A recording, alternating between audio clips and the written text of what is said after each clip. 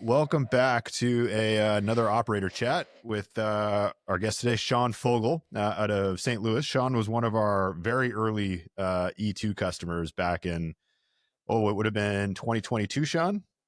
That sounds about right. Around Yeah. November, around Thanksgiving. So he's a vet in the space, and has been following wall printing for quite some time before that as well. So appreciate you joining us today, Shawn. Why don't you give us a bit of a background about yourself and kind of how you found yourself here speaking to us too? Sure, I've been in the printing and graphics business for a long time, probably dating back to like the mid 80s kind of thing. So I've seen all kinds of transitions. And uh, I guess it was about 20 years ago, digital printing became a thing. And then the large format color plotters became a thing. And so I've just kind of been immersed into all of that through the printing business as we've adopted different printing technologies. And I guess it was maybe 5 years ago, 4 years ago, I saw something in like on an Instagram post where somebody had this wall printer, and I thought that is the coolest thing I've ever seen. And because as a sales rep for a printing company, I've kind of made a name for doing large format graphics, doing a lot of wall graphics, a lot of wall murals, and I've always been, it's like in most cases you're just covering a wall, and that's something I do every day. But when I saw that wall printer, where it's almost like you're hiring a muralist, you're hiring somebody that can use their hands and paint on a wall an image of the mind, and so the remaining of the wall where there's a texture or what have you, that part shows through. And when you're doing a wall mural, you're basically putting a sticker on the wall. So it's not the same thing. It kind of changes the ambiance of the room. It kind of gives you a little bit of a different look and feel. So through all of that, when I saw that wall printer, it's like, wow, I can do something that nobody else can do at that point. Because it's like, if you hire an artist and they go and paint on the wall, it's like, well, you kind of think you know what you're going to get and you hope you know what you're going to get, but you don't really know what you're going to get. The beauty of digital is they can see it on screen. They can look at it. They know what they're going to get. And like, yeah, maybe the color is not going to be exact, but it's like you go into it, you set expectations, but now you know not only what you're going to get, but you could from a business and from a branding standpoint, they can repeat that image. So I can put that, if I've got 3 stores, I know when somebody comes in and hand paints it, it's going to look pretty close. But if you digitally paint it, it's going to look the exact same every way. So it takes a lot of worry and things off the table. So I just saw that technology as being something like I've never seen before. And it was a brand new technology at the time. And so I just got excited about it. And my wife, Rita, we talked about it. And I know we stewed on it for a year or two. And finally said, Shawn, if you're so in love with it, let's just look at it. So we happened to be in Toronto about that time. And Oh, that's so right. Mark Yeah. was close by. And actually, we were in Niagara Falls. And then Toronto's not that far away. So we took a day off, drove up to Toronto, met with Mark. And he gave us a little demo. I was like, this is really cool. And it was kind of a spur of the moment thing. We said, let's just do it. And we did.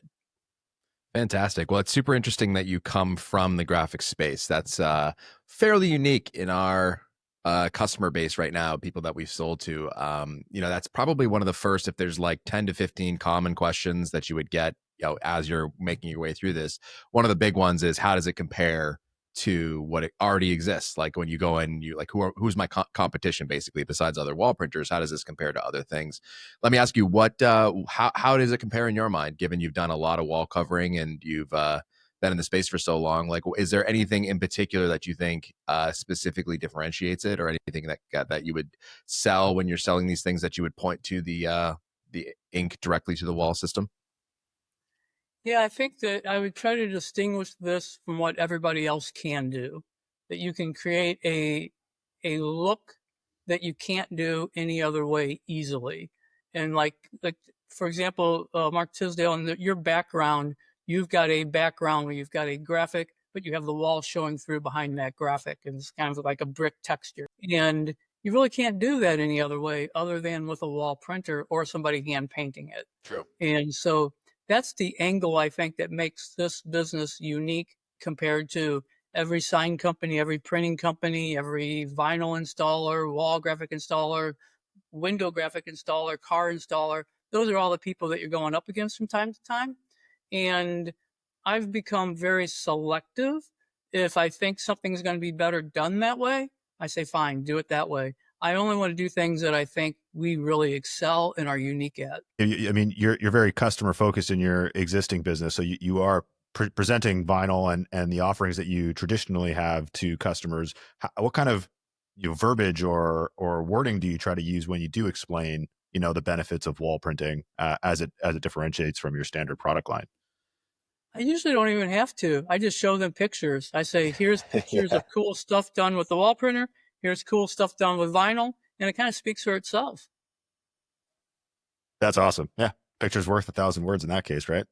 It really does, because the more you talk, you almost talk yourself out of it. You talk the customer out of it when you give way too much detail. The Very better true. is just to say, here's what you can do it one way.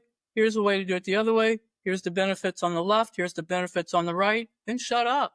Let the customer give you their feedback and go from there. Yeah, that's definitely good advice. I think people definitely have a tendency to try to oversell sometimes and try to list off too many things, whereas what you should really be focused on is does it solve the customer's problem in front of you, right? There's lots of reasons, durability, aesthetics. There's lots of ways that you could potentially take that, but picking one and sticking with it, or at least accenting just a handful, is definitely a good approach. Shawn, tell us about your the structure of the wall printing side of your business. Who's in your team? How do you do it? I believe you're an owner operator, right? You don't use employees when you go do it. Tell us a little bit about kind of what your team looks like and how you decided to go with that organization structure. Sure. So I do work full time for a printing company, and I thought I would have more time than I do. Mhm. So the way we're doing it right now is that it's pretty much it's a way to attract business, showing what we can do. And the business structure is pretty simple. It's just myself, running the wall printer. Rita Fogle is my wife, and then she handles all the office admin type of things. And then my daughter, Monica Fogle, is a graphic designer. So we lean on her to do the graphic design. And, its way of promoting the business, in my mind, I think the way to do it without getting in competition with everybody else is, and I know not everybody has this ability, nor I, but I wish I could, is that if you were to treat the wall printer as a paintbrush and I am the painter, and therefore we engage together, as you telling me what you want, I will create it. The wall printer is the tool that I use to put the graphics on the wall, and then you proceed from there, as opposed to talking about the technology or talking about all these different options. The only thing that matters is what the customer wants, and can we give them what they want. Rather, how we do that is immaterial as long as we achieve the main goal. And the person that I see looking like through all the Instagram posts and social media posts that I think does the very best, and I wish I spoke French, but is Walpin France. If you've seen their They stuff, do absolutely fantastic work. it Yeah. is eloquent. It is classy. It is done in such a way that's like, I wish I could just clone them here and be them.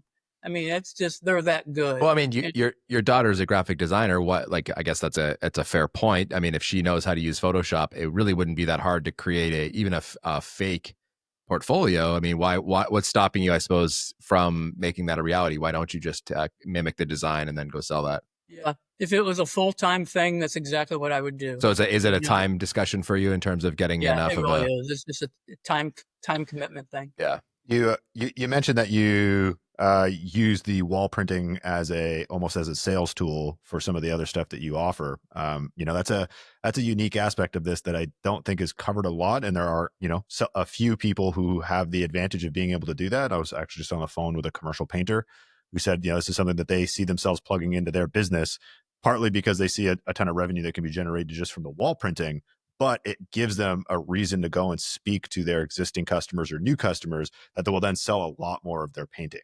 This is just commercial wall painting, nothing spectacular or anything like that, but it's a way to differentiate yourself in the market. And so they were very excited about that, using it as a marketing tool. And I've heard a few other operators with like businesses doing the same. Is that something that you're finding, with your business, that by having it gives you an opportunity to sell more of some of the other stuff that you offer? Yeah, it's painful to say, but it's almost like a lost leader for me because I do a lot of social media posts. I do a lot of fun stuff with the print wall printer. So people see that and they recognize that, wow, here's a person who's really made a commitment to it. Not only from the time, like, hey, I'm an account manager for a printing company, but now I've learned how to use Photoshop. I've learned how to use all the artificial intelligence for image creation, how to use Illustrator, how to combine all of these tools, how to be able to create graphics out of thin air, being able to then be able to print something like that and be able to use it in such a way that get people excited, that it allows them to bring them in and they can show this as something that they can do, so that if they have an idea and they got to present to their bosses, they got something that they can take to them that's unique. So I generate a lot of content using it. So that's good for me professionally because it personally challenges me. And then it's good professionally because it allows people to see that here's somebody who really cares. He's not out there just trying to sell something. It's like, I'm not really selling that much, but I'm attracting business because they're saying, here's somebody that I just know and trust because I can see the commitment that he makes. And then that's good for everybody. And so I'm always trying to be brutally honest with anyone that I deal with and all the customers that I deal with. When they give me something, I look at it and be like, this is a great idea, but I can't do it myself, but I know who can. And then I bring those people in. I don't do any of the behind the curtain stuff. I say, here's an introduction and this is what they do well. This is what I do well. You can work with them direct. You can work with us as a team. What are you most comfortable with? And then that's how we proceed. So it's all customer driven, customer focused. I like that. We kind of coined a term calling it technology agnostic. So when we were running our print business here in Toronto, what we tried to do is remain neutral in terms of the solution that we were providing. Because again, wall printing isn't a silver bullet. It doesn't do everything all the time the best. So sometimes you do need a hand painted mural. Sometimes you do need vinyl wall coverings. And so if you remained kind of neutral in your pitch and offer, people see you as an authority in the space and a willingness to kind of work with them. Now, wall printing obviously gave us higher margins, but by maintaining a good relationship with the customer and offering them the best solution for their project, it invariably gave us opportunity to pitch and quote on many more projects with that customer. We became their kind of de facto graphics people. And it didn't take much for us to expand that because, again, kind of vinyl printing is somewhat of a commodity. So we were able to partner with people who were interested in getting more business, and they managed all of the printing and overhead on in their print shop and even the installation for that matter. And we became project managers on a few of those projects. And, almost 30% of our revenue came from, alternative graphics methods. And, it's something that we preach to anybody, that's getting started in this business is, don't turn it away. Try to find knowledgeable partners that you can work with, that you can kind of share leads on, and again, provide the best service for the customer, the best solution, so that they come back to you again and again. And when you can plug the wall printing in, then fantastic. You're going to make that much more margin on the project. But yeah, it's something that I think gets overmissed. Everybody kind of goes all in, and the graphic space is not a one and done kind of solution. Well, there's no reason to hamstring yourself, is the way we look at it. Is, again, I think you touched on it. The advice I would give anybody is like, be the preferred graphics partner. Right. That is in particular especially true on anybody who's going to give you recurring business. Like, you should look at it and try to find a way to not say no. That was kind of our policy, is like, whether you need artwork, then we'll go find the artwork. If you need a weird install, like Clouser, I'm thinking of the time that we hired a muralist to go up on shipping containers and paint a mural. It's like, well, I mean, we're not going to drag the machine up. You could, but we're not going to, right? For a lot of reasons, that's not where you want to use it. At the end of the day, it's really just about being somebody who solves their problems. So we always took a very much a yes approach.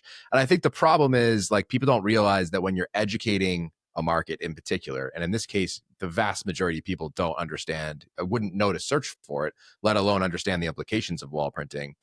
That, your biggest challenge, especially on the recurring, which is the sweet spot, the honeypot for this whole business model, is staying top of mind. You have to be memorable, and part of that is going to be taking on as being as helpful as you possibly can. People aren't going to turn away good, honest help. Like you said, I'm just trying to get this solved for you. I want to be a good guy. I want to make sure that this works for you. That sticks with people. That's how business is done, especially at this scale, especially as you're just getting started out. They want to know more than just about the technology. They want to know you're trustworthy, and they want to know you're somebody who's not going to leave them in a lurch, especially in these projects. You can get in trouble really quickly, right? Like it's not hard to mess up a graphics problem. And if you get kind of hung, it can definitely be a big loss for you. So it's important, in our opinion, to say yes where you can, and to establish relationships with other mediums to make sure that you can keep that yes coming in. And that's a much better way to stay top of mind. Yeah. An old boss of mine, when I would have projects, would be like, "Oh my God, I don't want to mess with this." And the echo that he always gave, he said, "Shawn," he goes, "when somebody asks for something, if you say no, just realize they're going to go out and find somebody that's going to say yes."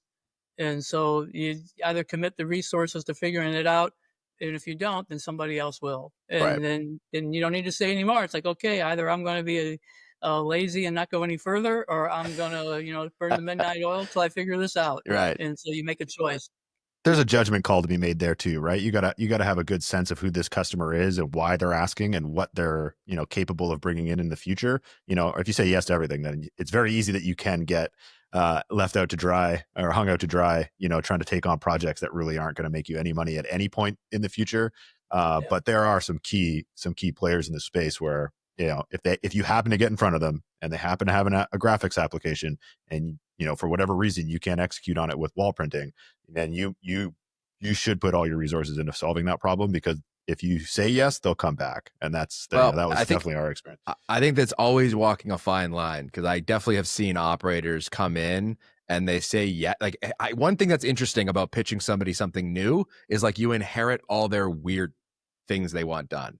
I can't tell you how many times like we can print anything you want. In my mind, I'm picturing like a huge 15-foot mural behind the reception desk, and they'll come bring me back to this like weird nook in their closet and be like, "Oh, could you print on this?" It's like, for some reason, people think new means like the oddest stuff they can find. It's always a weird thing. I've seen that probably 10% of the time. People just like associate weird with like, okay, then I'm gonna go do it the weirdest way possible over here on this pillar or whatever. But I think that it's important to make sure that you're valuing your time. A new operator can get like, you can pigeonhole yourself, not enough money, too complex of a project. Especially, I mean, Shawn's a bit of a different case because you've got experience in the space. So for you, saying yes is like you're weighing on all that, decades of experience and judgment call. For anyone new, I would say you gotta go through the exercise and you got to figure out what it's going to take to solve it.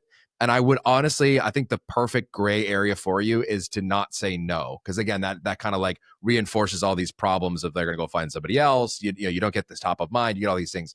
I think if you're like under the impression this may be more challenging, or this is something you're thinking maybe you should say no to, the best tip I could give somebody doing that is price it accordingly. Raise the price. Get that price way up to where it's like, okay, you know what? Like, if you give me $5,000, I'll find a way. That's fine. I know that this job is sufficient at this price point. Like, if that's what it takes and it ends up being a nightmare, I can dig myself out of it because I've got more than enough money to make up for it. So my pro tip to anybody out there is to always say yes, and always have a caveat that like, yes, but I'm going to have to get back to you on pricing, and then look at it from that lens. Okay, what would this literally take? If you're involving scaffolding and you've never done scaffolding before, price it accordingly. Like, don't get yourself into a trouble where you've never done this before and you don't understand the complexity of like, man, even just getting to a job site. It's like, man, dude, there's all kinds of different things, complications that can come up that make it a lot more challenging than you think. So I would always advise, like, always say yes, but put a yes with an asterisk and price it accordingly. So if it's more challenging, price it that way. If it seems impossible, make it an impossible price. Because it's really important, I think, for the customer to hear that. One of the things we always do is like, look, we can do that weird back room corner closet you got. It's gonna be like 10 grand though. Honestly, I think there's probably other ways you could solve that problem. Really, if you're able to get me in something more like this, or this wall in particular, or have you thought of saying yes and pricing it very high, gives you the option to like come back with a more reasonable offer. And because you've done price anchoring at a high price, guess what? Now, when you're like, hey, but for 1,500, much more reasonable price over here, this is a lot easier and a lot more effective for these reasons. It gives you a continuance on the conversation that I think is really important in sales, that you don't say no, you offer it, but you give yourself an advantage of price anchoring, and you give them the opportunity to go, maybe that isn't worth that. If that's really that much money, then maybe we should go look at something else. Maybe there's a better way to do this that doesn't cost so much, So I think you're always walking that line. Yeah. I like that. I agree. Yeah. Yeah, nice.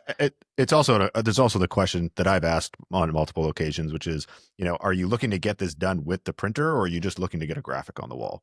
Right. And finding a way to weave that into a conversation where you can delineate for the customer, and sometimes you can just clearly make that judgment call based off of the conversations you have with them.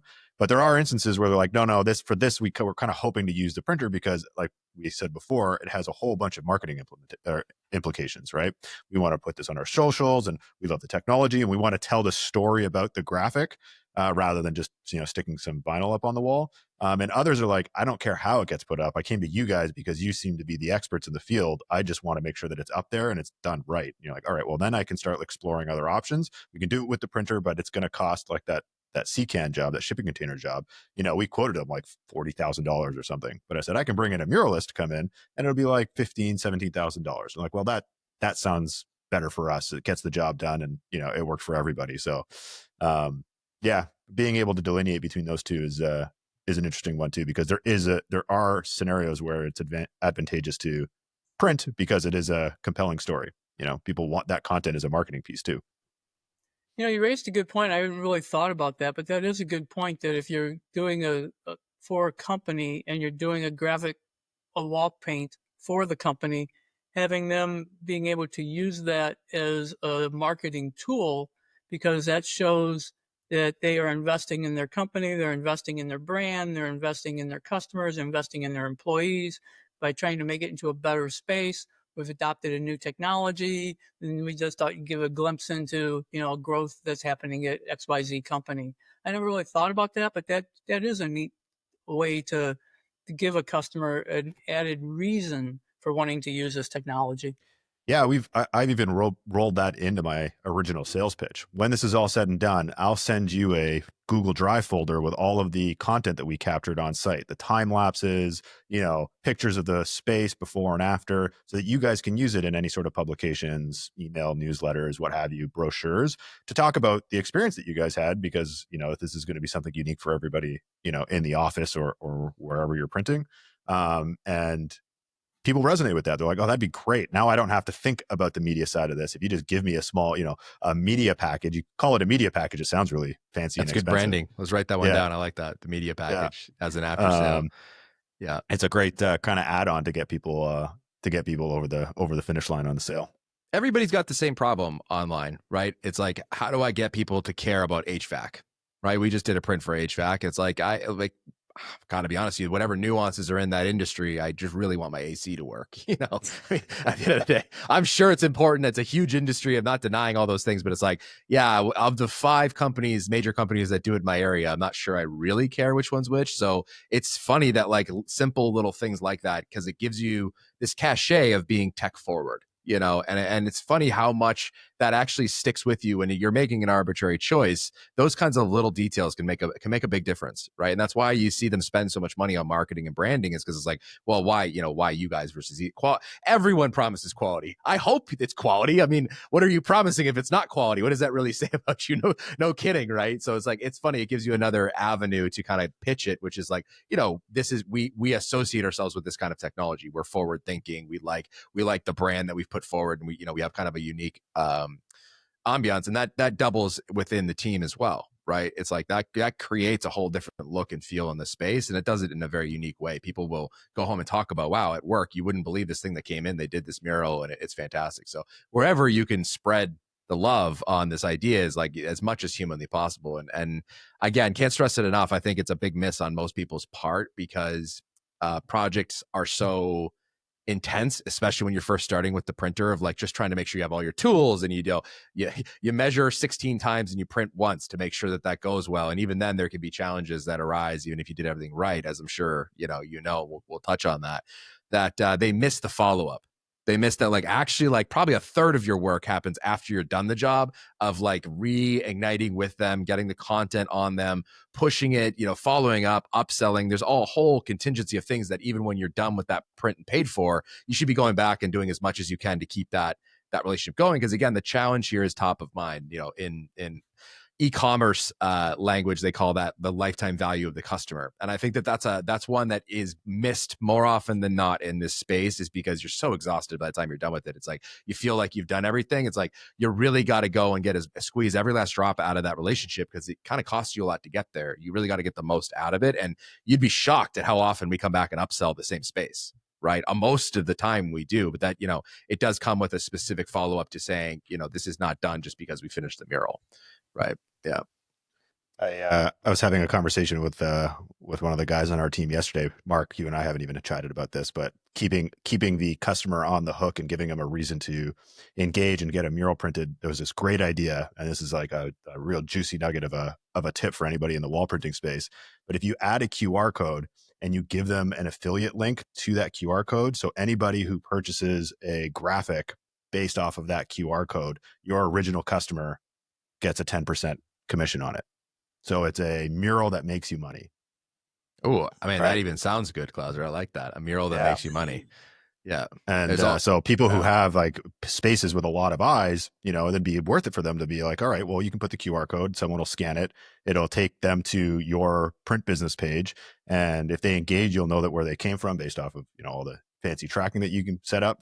And you can give them a kickback for anybody who closes based off of that mural. And that could be very lucrative. Thinking out loud, Klauser, one of the big challenges I think in these retail spaces as well, a huge differentiator for people are those like Google 5-star reviews and all the other avenues that like the things you need once you're done with it is like this. I wonder if you couldn't bundle that all up in one thing, right? Scan the QR code, they'll leave me a review, do everything in that one QR code. You know what I mean? So you're incentivizing everybody then again, right, to go and do it. I think, yeah, because like that's a huge for most businesses, especially retail, is to get those 5-star reviews and whatnot. So that's a neat idea. There's a lot that you can kind of package in there, right? And so it's not just the finished visual on the wall, but it gives their customers an action that they can take now based off of seeing that mural that can benefit the business, whether financially or through reviews or whatever it may be.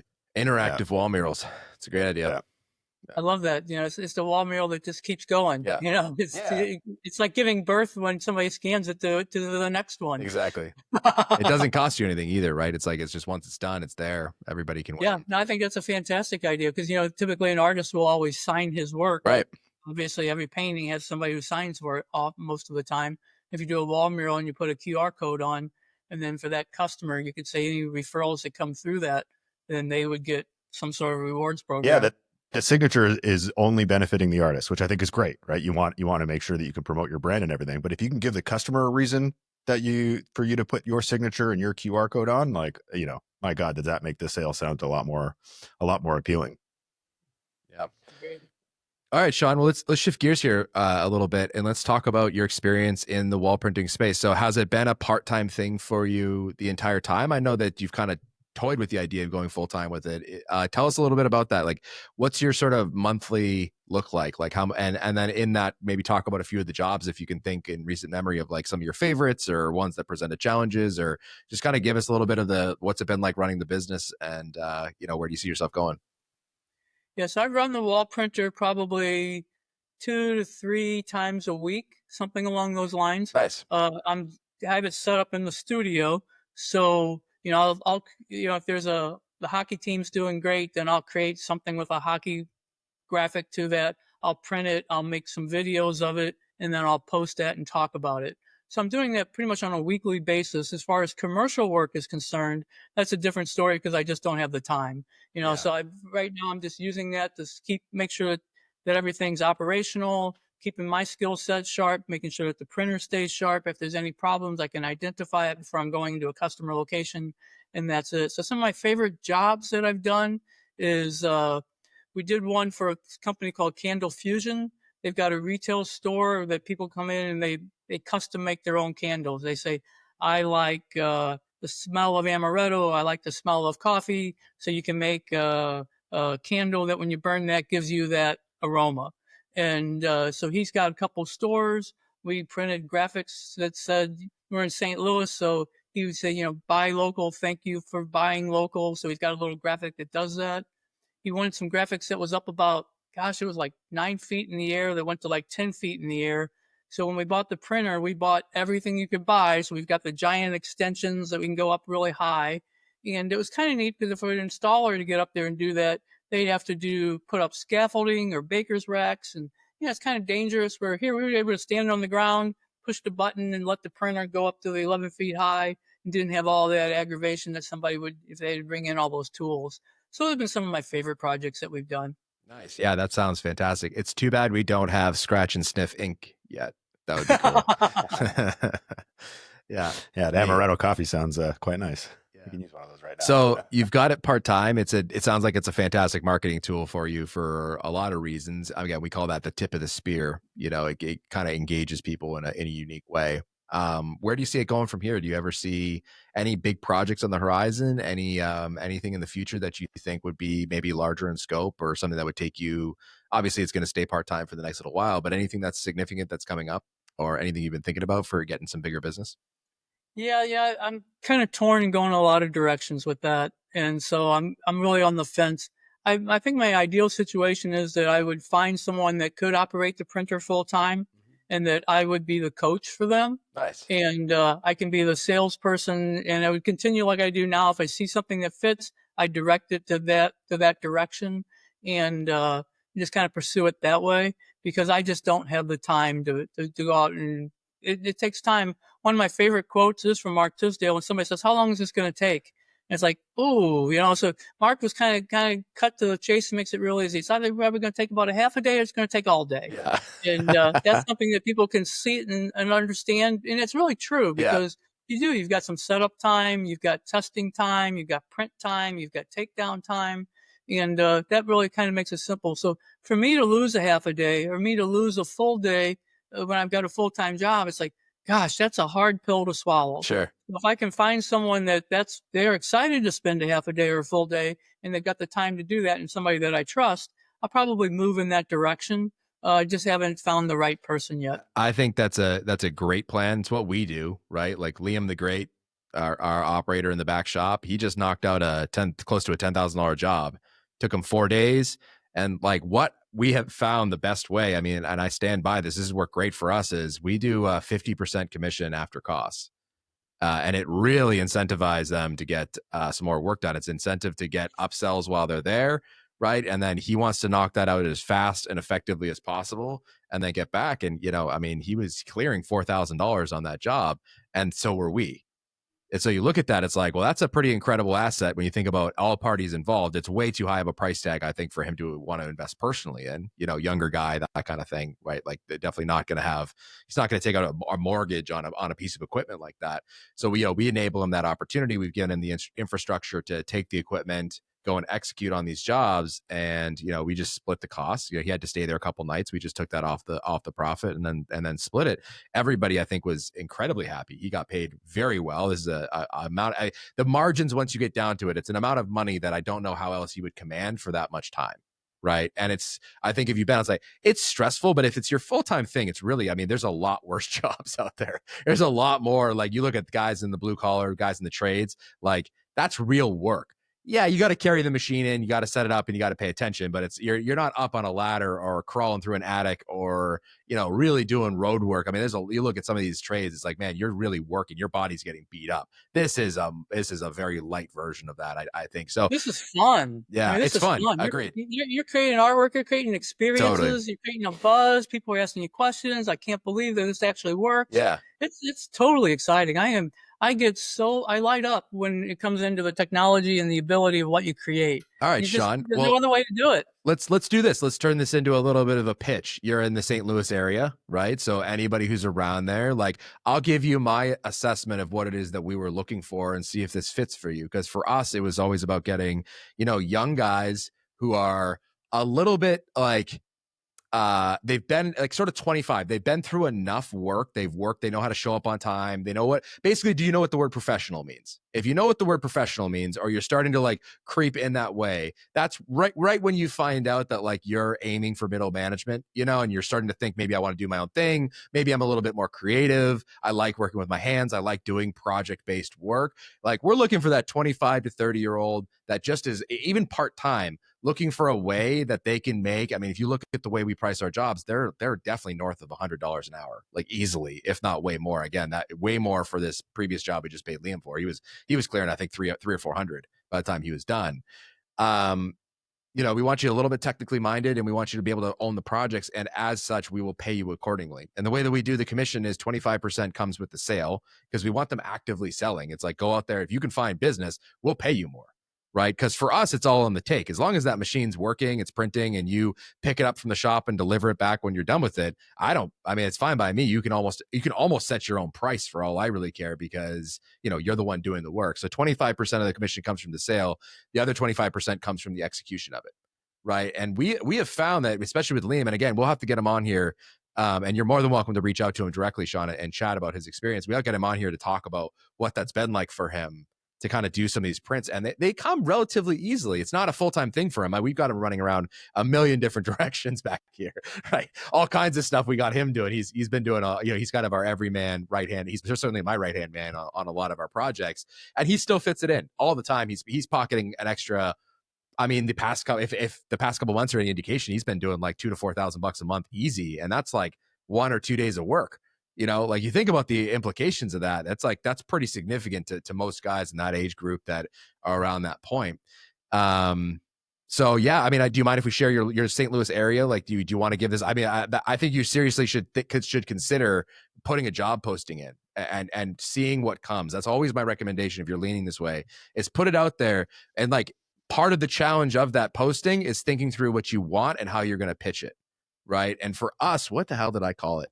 I called it, I'll have to get Liam on here. I called it, I think, a digital muralist. And I basically was like, if you're creative and you want like a really unique way of taking your creativity and making money with it, like, here's our company. We linked him to our website and showed him what it was. And Liam said he literally typed in, like, I think it was like artist money or something. It was something ridiculous of like, he's like, these are the two things I want to do. And like, we were the only one that popped up, And so it's a unique thing in this way. You're able to offer something I don't know that any other job really can, which is like flexibility, creativity, high amounts of commission. If you do well, there's lots of money to share here. If we're going to make 2,000, I'm happy to give you one if I don't have to touch the project. More than happy. That sounds like a great trade. So something to consider. I highly recommend it. I think it's one of the aspects of our business that probably our owner operators just haven't quite gotten enough experience yet to where they feel comfortable letting somebody else do it. Right. But it can be extremely powerful in your business if you bring on a Liam. Yeah. It's definitely, as we have people come through the shop, when they were looking at buying machines, it was something that always intrigued people when they saw Liam and how knowledgeable he was and how well this model was working for us. It was a question we got asked often. And it's worth noting that, like, obviously we had the advantage of training Liam ourselves and putting him through our program. And so we got asked all the time, how could I do this myself? And it was common for people who wanted to do the same approach that you are talking about and hire somebody out. It's like, well, I have to take on the burden of then not just training them technically, which, to be honest, is probably the easiest of all of the three pillars of the business that you can train for, right? Once you learn how to use the machine, it's just a matter of practice. It's the sales and then the artwork side of things. And, that was really, for a small plug here, a big reason why we created the Wall Print Academy. It was to help people to get into business themselves, and then also to give business owners a resource that they could use to then train their staff 100%. up so that they can scale, right? It's a scaling tool just as much as it is an introductory tool, because you want people to be talking the same language, to be presenting the tech in the right way. And if you structure it the way that we've structured it with Liam, the benefit to them is if they can continue to sell. The benefit for everybody involved is that they can continue to sell. If they're on site and they can close the next project, well, they already see their commission, for the next job. And you as a business owner are like, great, that lead cost me nothing, which, is that an oversight for a lot of business owners now, is that like leads aren't free. You always have to pay. There's always something that you have to pay, whether it's an online ad fee or a fee to get into a trade show or what have you. So if your salespeople are out or your execution people are out selling, then you're getting very low cost leads, very low cost sales that just continue to add to your bottom line. I'll tell you what, Shawn, why don't we do this? I mean, you've got access to the Wall Print Academy because you're one of our original customers, and we love all of you guys. Like, it's been fantastic working with you, and we hope to continue to work with you. I think what we should do is a special segment. I think we should give you access and then extend it to access to anybody you bring in as well. So if you bring in an employee, be more than happy to have them in the Wall Print Academy. Okay. And we'll even work with them directly if you want to get them a little bit trained up. If you're willing to come back and kind of talk about this maybe in 6 months, if you can find somebody and let us know kind of how did it go? What does this look like? How did it go with your employee? If you set it up the right way, I'm telling you, you can find people. I actually think I like to call it Uber on steroids. I always marvel at Uber and Lyft. I look at these guys and I'm like, man, how long are you driving for to make how much money? It's sort of like you hear about these things like the maintenance on your car, the gas, like once you add it all up, what did you make after like 6 or 8 hours? Like a couple $100 maybe, and you're there constantly driving and that's all you can really do while you're doing it.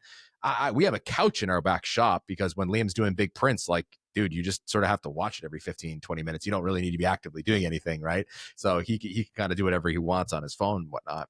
But I think that'd be good. And you know what? Now that I'm thinking about it, Klauser, I think we should maybe add this as a segment to our course. Is like if you're thinking about hiring, I would be more than happy to give you, like, I've gone through this a couple times. Here's who I look for and why I think it's a mutually just perfect situation. Because I always look at the college pro painters and I look at these kids coming out of school and I'm looking at like young, ambitious, tech savvy, kind of built in with a bit of tech savviness, right? They've already at least know how to do everything. You don't have to train every aspect of the program.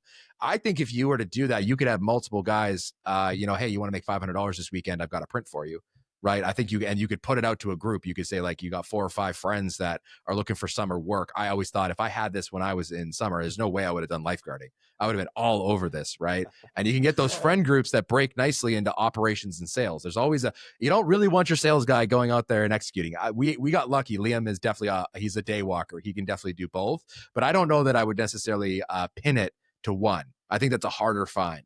I think dividing it and saying, here's how the commission splits, the sales worth this much. And that way you can take that friend group and you can really say, look, there's 4 of you, 2 you go sell, 2 you do this, go door to door, whatever you need to get this in front of people. By the way, here's the Wall Print Academy. Like, I'm going to just lay it out for you guys. This is everything I want you doing, all the different ways that you're going to be taking these resources and selling it. I'm just going to be the guy that provides you all the background, back end work that you need. The how the machine, how to, the execution of it, all your experience in sales. You can really just coach this team and they could be out there selling for you. And it's mutually just going to be a great partnership because you're getting all that time back, right? While still taking this thing and making it an asset. And they're getting access to an asset that, like, let's be honest, like these guys don't have 2 nickels to rub together. They're certainly not going to front for the equipment. That's a much bigger ask for them. So they really have an opportunity to do it. I think it would be fantastic if you could find a way to make that work. Yeah. Well, I can't thank you guys enough because I had never thought of that kind of arrangement before. Sure. So I'm really excited about talking about this further and trying to see if we can't figure that out. Yeah. Thank you very much. Yeah, no worries. I've got a lot of theories about it. We've done a couple different approaches with this with like varying degrees of success. I would say it's always been successful to people we worked with, but like you are kind of looking for that person that like you have to stop worrying about. I don't think I think I called Liam once the whole job. All right, yeah. It was just to make sure everything was going fine. More so because you were excited to see the he hadn't sent me the photos wall. of the job, so I was like, get me some photos, man. I want to see how this thing turned out. Sure. And there's a lot of interesting theories I have. I think especially targeting the university age, university graduate, or even like just past that, like just where they've got a couple years experience in the job and they realize like, man, being an engineer can be very boring. Right, especially an HVAC engineer. Like you sort of have battle bots. At least I did when I took engineering. I'm like, dude, I'm going to get out there. We're going to be building robots. This is going to be fantastic. It's like, actually, it's a lot of CAD work and it's a lot of repetitious CAD work. Whatever they have you doing, it's going to be just repetition. You're like the line cook of the technical drawings. It takes a very long time to get to actual real design. So even just as a part-time thing to give them an avenue where it's like, yeah, but on the nights and weekends, I can go play with this very cool printing robot and I can make a bunch of money. Who doesn't want to make? I mean, how hard do you think it really would be to make $1,000 a weekend for these guys if they're doing a 50% commission? Not that much. That's one job, probably one decent sized job, and you could easily turn that out, right? And if you're each making $1,000, it's a win-win. And I think there's a whole avenue and a whole contingency of young, ambitious types that would love to kind of jump in on this. And again, sort of a group theory. I think you could do a mix of like the creatives, the interior designers, the sort of the sales and the execution. I think all of them play a different role in this idea. And I don't think you necessarily need to segregate. I think there's a lot of power in numbers. You can get more volume done. You can really kind of scale the thing and make it a really nice thing. And with everything we were doing on the background, man, I'm telling you, you don't even need to really invest a ton of time in the training. It's if you go look at what we've done, take a look at the program. It's fairly comprehensive. I mean, we're going to continuously add to it and keep it going, but right down to like, Causer, your segment on how to think about artwork, man, I learned a bunch. I've been doing nothing but talking to you religiously about this for like 7 years. I went and watched your segments. I'm like, that is a really good point. It's like, that's fantastic. And they can really, I think there's a lot of benefit in that like you can just put them, have them go through it. Right. And even your interview process could be really fun. Right. You could be like, sell me this print. I want you to sell me this. Here's the space. Go back. Give me a Photoshop rendering of 3 ideas. If you go through it, Shawn, you'll see how I talk about the sales process and how Mark talks about the design process. And you could do your whole interview, just be like, watch this and then come back to me. I want you to pitch me this space. Come to think of it, that's probably how I would do it, is like, give me the actual tangible, sell me that this is the right approach, right? And they'll give you a good feel for how they're going to do when they get in front of a customer. And, again, as Causer said, the execution, the printing, it takes a lot of discipline and a lot of this, but it's not hard. It's just paying attention and making sure you understand the nuances. And a good manufacturer will have resources and video resources Absolutely. that you can pull from to be able to help support training on the technical side. And then it's just a practice thing, giving them a place to go out and print. Yeah. Can't wait. Yeah. I'm excited. Thank you. Yeah. Excellent. Awesome, guys. Well, I mean, I think we're hitting our time here. I want to respect your time here, Shawn. I guess as some parting words, having been in the space now for a couple of years, if you had any advice that you'd give to people considering getting started or getting into the space, what would you have told yourself back in 2022, or anybody interested in getting involved in wall printing? I guess that, I'm more into the graphics and kind of the exciting kind of part, just the results of it. I guess if I had to do it over, I'd have more of a business hat on, of thinking in terms of the financial side, time availability, cost per hour, all the stuff that people that are kind of spreadsheet driven. I wish I had those kinds of things when I got started. So I think you need a good combination of both. So you need somebody that looks at the business side, and, in terms of what Mark Tisdale was talking about in scalability, I think that those are all really important things. Of, it's not just what am I doing now, but how can I grow the business? Sure. Things along those lines. For me, it's a passion. I just love it. I just think it's just, I can do something that nobody else can do. I can do it in a way that can't be reproduced easily, and it's fun. It's fun creating artwork.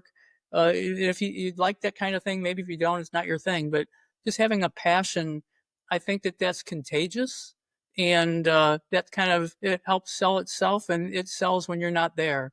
How did you do this? Who did it? That's for you. So I guess my advice would be is to make sure that you don't get too enamored either on the number side or on the passion side. But if you got a healthy mix of both, I think you're going to go a lot further. Yeah, that's great. Great advice. Yeah, not to plug us too hard in the same segment, but that's going to be coming very soon here in our entry-level package for the Wall Print Academy. Is we're going to offer up a sample business plan and an ROI calculator, so that if you wanted to get in there and start playing with the numbers, you don't need to get super sophisticated with it. It's like, you get, like, how you were saying, you quoted me saying half day, full day. It's like, you're not running to 3 different jobs in the same day. Honestly, you're not going to be that busy. Certainly not out of the gate. Like, and by the time you are that busy, you should be looking at a second machine or something, right, to balance that out. That you can break the numbers down into easily digestible things and see if it's something you want to run. So yeah, fantastic, Shawn. Well, really appreciate you coming on, man. This has been great to reconnect with you. I definitely think we should take a look. I'd be more than happy to follow up with a phone call if you want at any point in time to go through like what I think you should be looking for hiring and what the job posting. I'd love to see if that works for you in your space. I really can't stress it enough. It's been a godsend for us. I mean, we inherited probably one of the best employees on the planet with Liam. So, he's fantastic. People have tried to steal him multiple times. It's always just sort of like, he would if he wasn't locked in here at night. Yeah, I'm sure he'd be very interested, but he's not going anywhere. Yeah, but I think we should take what we learned there and some of the ways that we've done, and even the training and whatnot, and apply it to anybody who's thinking about maybe going part-time with it or trying to scale themselves. I think would be an important segment for people to see how we've done it here, and it's worked phenomenally well. Honestly, I think we're going to have some of the most printing we're doing will be coming in the next year or so. I really do. I think we're going to be seeing a big increase as we go. Mark Tisdale, you're in Nashville, is that right? Asheville, North Carolina. Asheville. Yeah. Okay. And a very important N. Yeah. Yeah. I thought it was Asheville, and then I thought I heard Nashville. I was like, that didn't Yeah. add up. So I thought maybe he moved. Yeah. I always pronounce it very specifically and then reiterate it several times if anybody's coming for a visit. Yeah. Awesome. Yeah. Well, thank you very much, guys. It's been a terrific experience talking to you. I always learn a lot. Sure. So can't wait to dig in further. Say hi to Rita for us, and please stay in touch, Shawn. We'll hopefully we'll get you back on here in a couple months. Absolutely. Can't wait. All Thank right. you, guys. Thanks for watching this episode of the Wallprint Academy podcast. If you enjoyed our conversation with Shawn, be sure to check out our chat with Andre, where we do some printer troubleshooting live on the podcast. And if you're interested in learning more about the wall printing industry or looking to get started with your own wall printing business, be sure to check out the link down in the description below for your chance to join the Wallprint Academy today. Thanks again for watching, and we'll see you on the next one.